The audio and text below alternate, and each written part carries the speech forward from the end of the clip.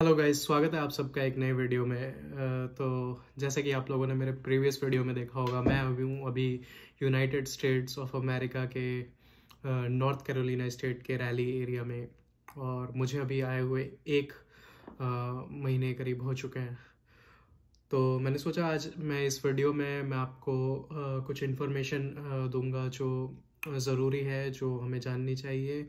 जब भी हम लोग यूएस लैंड कर रहे हैं तो हमें कौन कौन सी फॉर्मेलिटीज़ है जो हमें कंप्लीट करनी चाहिए, क्या क्या प्रोसेस है और क्या चैलेंजेस फेस किए हैं मैंने, और कुछ कुछ यहाँ के अनयूजुअल थिंग्स और कल्चर्स के बारे में मैं आपको बताना चाहूँगा।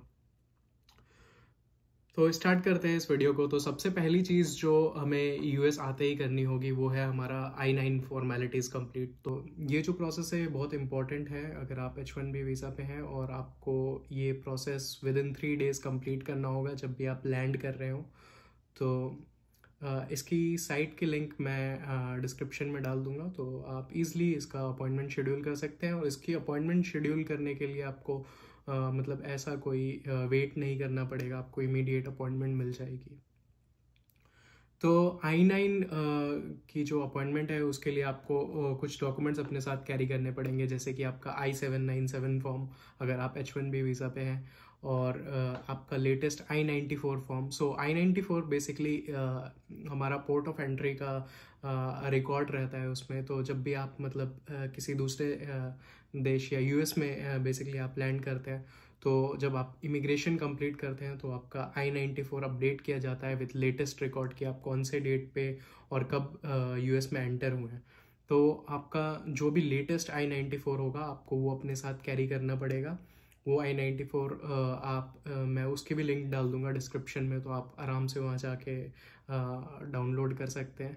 और तो इसके अलावा आपको I-797 I-94 फॉर्म, अपना पासपोर्ट, अपना वीज़ा, और अगर आपके पास कुछ फ़ोटोग्राफ्स हैं अपने, तो आप वो भी कैरी कर सकते हैं। हालांकि फ़ोटोग्राफ्स लगते नहीं हैं, बट स्टिल आप वो डॉक्यूमेंट अपने साथ ले सकते हैं।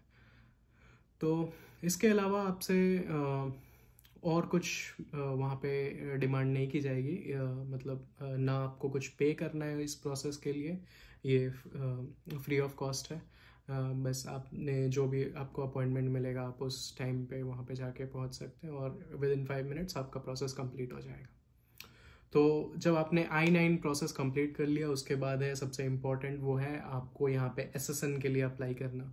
तो SSN जो है बेसिकली एक मीन्स एक तरह की आइडेंटिटी कार्ड है यहाँ के लिए। जैसे कि इंडिया में हमारे पास आधार कार्ड, पैन कार्ड होता है, वैसे ही यहाँ पे SSN जो है वो यहाँ की एक मोस्ट इम्पॉर्टेंट आइडेंटिटी प्रूफ है। तो जैसे कि इंडिया में हमें सैलरी प्रोसेस करने के लिए पैन कार्ड चाहिए, without pan card salary process नहीं होती है।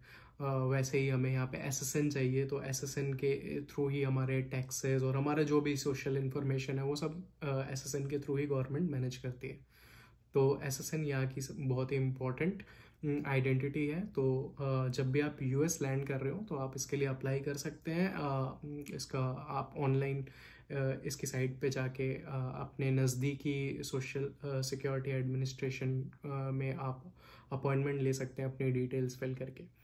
पर इसमें आपको ध्यान ये रखना है कि आप जब भी लैंड कर रहे हो तो आपको जो SSN के लिए अपॉइंटमेंट मिलेगी वो 10 डेज़ के बाद की ही मिलेगी अपॉइंटमेंट। तो जैसे कि अगर आप आज लैंड कर रहे हैं तो आज आप उसके लिए अपॉइंटमेंट ले तो सकते हैं, बट आपकी जो अपॉइंटमेंट डेट होगी वो आपके यूएस लैंडिंग डेट के 10 दिन के बाद की होगी। और एक और चीज़ इसमें आपको ध्यान रखनी है वो है कि जब भी आप SSN के लिए अप्लाई कर रहे हैं तो आप इंश्योर कीजिए कि आपके पास एक परमानेंट एड्रेस हो या फिर टेम्पररी एड्रेस हो, जिस एड्रेस पे आप SSN अपनी डिलीवर करवा पाए। क्योंकि SSN आपको तुरंत नहीं मिलेगा। SSN जैसे कि आपने अपॉइंटमेंट मीन्स अटेंड करी, उसके आपको 10 से 15 दिन वर्किंग डेज के अंदर आपको वो SSN कार्ड जो है वो आपके एड्रेस पे आएगा। तो इसीलिए हमारे पास एक एड्रेस होना ज़रूरी है जहाँ पे हम लोग वो कार्ड रिसीव कर सकें। तो आप जब यूएस आ रहे हैं, जब आपके पास थोड़ा एक स्टेबल एड्रेस है, तब आप ये प्रोसेस कंप्लीट कर सकते हैं। तो SSN का बेसिकली आपके पास same documents like I-94, I-797 form, passport, visa, ये सारे डॉक्यूमेंट्स आपसे मांगे जाएंगे। एंड ऑफिसर आपको वेरीफाई मीन्स आपके डॉक्यूमेंट्स वेरीफाई करके आपसे कुछ डिटेल्स पूछ सकते हैं कि आप यहाँ पे क्यों आए हैं, किस कंपनी के लिए आए हैं। ये सब बस 5 मिनट का प्रोसेस है, और उसके बाद आपको मीन्स वो बता देंगे कि आपको SSN कितने दिनों में आपके एड्रेस पे आ जाएगा। तो जब हम लोगों ने अपना SSN भी रिसीव कर लिया, हम लोगों ने अपना I-9 फॉर्म प्रोसेस भी कंप्लीट कर लिया, तो इसके बाद जो मोस्ट इम्पॉर्टेंट थिंग है वो आपके पास एक बैंक अकाउंट होना। तो आप यहाँ पे बहुत सारे बैंक्स हैं similar to India, like bank of America है, देन यहाँ पे है ट्रूइस्ट करके है एक बैंक, आपके पास एक और बैंक का ऑप्शन होगा वो है चेज़। काफ़ी सारे बैंक्स हैं, तो आपको जो भी बैंक कन्वीनियंट लगे, जैसे कि मैंने बैंक ऑफ अमेरिका में अपना अकाउंट खुलवाया। तो यहाँ पे अकाउंट खुलवाने के लिए भी आपको अपॉइंटमेंट लेना पड़ेगा। ऐसा नहीं है कि आप बैंक जा रहे हैं और वहाँ पे आप जाके मतलब अकाउंट खुलवा सकते हैं। काफ़ी जगह वॉक इन भी होता है, बट मोस्ट ऑफ द जगह अगर आप अपॉइंटमेंट लेके जाते हैं तो आपको वेट नहीं करना पड़ेगा। तो आप जो अकाउंट खुलवाने के लिए आप इनकी साइट पे जा सकते हैं और अपॉइंटमेंट बुक कर सकते हैं। तो वहाँ पे भी आपसे मतलब सेम डॉक्यूमेंट्स मांगे जाएंगे, और अगर आप किसी कार्ड वगैरह के लिए अप्लाई करना चाह रहे हैं तो आप अपना एम्प्लॉयमेंट लेटर या फिर जो भी आपका ऑफ़र लेटर है वो ज़रूर लेके जाएं, तो उसके बेसिस पे आपको कार्ड दिया जाएगा। तो यहाँ पे क्रेडिट कार्ड का भी बहुत मीन्स बहुत ज़्यादा यूज़ करते हैं लोग, और मोस्टली लोग क्रेडिट कार्ड पे ही डिपेंड करते हैं। और इनिशियली जब हम यहाँ पे आ रहे हैं तो हमारा क्रेडिट स्कोर 0 होता है, तो हमें क्रेडिट कार्ड मिलने में भी दिक्कत होती है। तो आप ज़रूरी है कि हम लोग मतलब क्रेडिट कार्ड ले कहीं से और उसको मतलब यूज़ करके एक गुड क्रेडिट स्कोर यहाँ पे बिल्ड करें। तो बहुत सारी बैंक्स क्योंकि हमारा कोई क्रेडिट हिस्ट्री नहीं है, तो हमें हमारा क्रेडिट कार्ड एप्लीकेशन प्रोसेस नहीं करती है। बट कुछ बैंक्स हैं जहाँ पे हमें विदाउट कोई क्रेडिट हिस्ट्री चेक किए हुए भी कार्ड्स मिल जाते हैं। जैसे कि एक डिस्कवर है, तो डिस्कवर में आप अपना क्रेडिट कार्ड के लिए अप्लाई कर सकते हैं। तो आप क्रेडिट कार्ड और बैंक अकाउंट भी खुलवा लीजिए, क्योंकि आपकी सैलरी और जो भी आपके एक्सपेंसेस हैं वो इन्हीं से मैनेज होने हैं। यहाँ पे कैश बहुत कम चलता है, और मोस्ट ऑफ द टाइम्स लोग कैश कैरी करना प्रेफर नहीं करते, तो यहाँ पे लोग कार्ड से ही पेमेंट करते हैं। और कार्ड से ही मुझे याद आया कि यहाँ पे एक और वियर्ड चीज़ है कार्ड को लेके, इस कि हमें यहाँ पे हर जगह मीन्स मोस्टली क्रेडिट कार्ड में आपको ज़रूरी नहीं है कि आपको पिन कोड एंटर करना होगा। आपने स्वाइप किया और विदाउट एनी पिन कोड आपका बैलेंस जो है डिडक्ट हो जाएगा। तो ये वाईफाई से थोड़ा डिफरेंट है। मीन्स वाईफाई हम जानते हैं कि इंडिया में भी हम लोग टैप एंड पे करके पे कर सकते हैं, बट यहाँ पे आप स्वाइप भी बिना पिन कोड के कर सकते हैं। और मीन्स जैसे आपने कहीं पेमेंट करी, और जैसे कि मैं आपको बताता हूँ कि मैंने जिम ज्वाइन किया था, तो जिम में भी यहाँ पे ये होता है कि कॉन्ट्रैक्ट्स होते हैं। तो जैसे कि 6 month plan, 12 month plan, 2 year plan, ऐसे करके उनके पास प्लान होते हैं। तो और हमें पे सिर्फ एक बार में ही नहीं करना होता। जैसे कि मैंने 12 मंथ प्लान लिया था, तो ऐसा मीन्स मुझसे एक बार में 12 मंथ का चार्ज नहीं लिया जाएगा, मुझसे month on month he charge लिया जाएगा, पर मेरा कॉन्ट्रैक्ट 12 मंथ का होगा। तो वो लोग क्या करते हैं, वो लोग एक बार में आपका कार्ड स्वाइप कर लेंगे, और month on month her month की जो भी फर्स्ट डेट या सेकेंड डेट होगी उस पर आपके जो भी जिम चार्जेस होंगे वो डिडक्ट हो जाएंगे आपके कार्ड से ऑटोमेटिकली।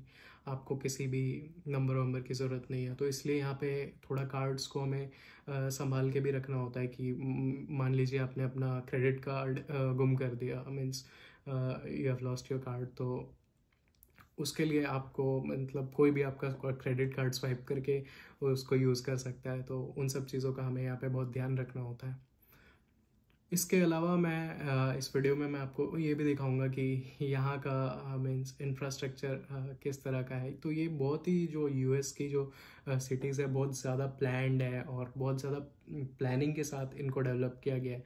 इसके एक छोटा सा एग्जांपल मैं इस वीडियो में डालूंगा, जहाँ पे आप देख सकते हैं कि यहाँ पे जो भी घर होते हैं उनके नंबर्स अगर आप ध्यान से देखेंगे तो जितने भी ऑड नंबर्स के घर होंगे वो एक साइड होंगे और जितने भी इवन नंबर्स के घर होंगे वो एक साइड होंगे। ऐसा इसलिए करते हैं ताकि कोई भी कोरियर या फिर कोई भी अगर पर्सन आ रहा है और आपका घर वो ढूंढना चाह रहा है तो वो बहुत ही ईजी होगा कि वो अगर आपका घर ऑड नंबर में है तो वो इस साइड होगा और अगर आपका घर इवन नंबर में होगा तो वो इस साइड होगा। तो ये एक एग्जाम्पल है इनके प्लानिंग का। इसके अलावा आप रोड्स भी देखेंगे तो रोड्स में हम लोग कहीं से भी क्रॉस नहीं कर सकते हैं। रोड्स के लिए भी पाथवेज बनाए हुए हैं पैदल चलने वाले लोगों के लिए। और अगर आपको कहीं से भी टर्न लेना है तो आपको किस लेन में जाना होगा टर्न लेने के लिए, वो सारी चीज़ें हैं यहाँ पे। तो बहुत ही प्लान्ड जगह है, बहुत ही प्लान्ड सिटी है। इसके अलावा यहाँ पे स्टोर्स हैं बहुत बड़े बड़े। यहाँ पे ऐसा नहीं है कि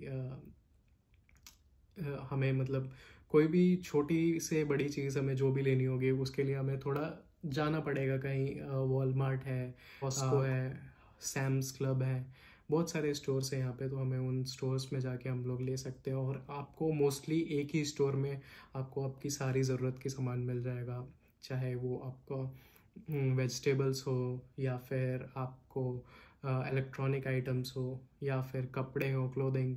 तो आपको सब कुछ एक स्टोर में बेसिकली मिल जाएगा। तो यही है बस इस वीडियो में। और अगर आपको कुछ और जानना है तो आप कमेंट्स में बताइए और मैं उस पर वीडियो ज़रूर बनाऊंगा।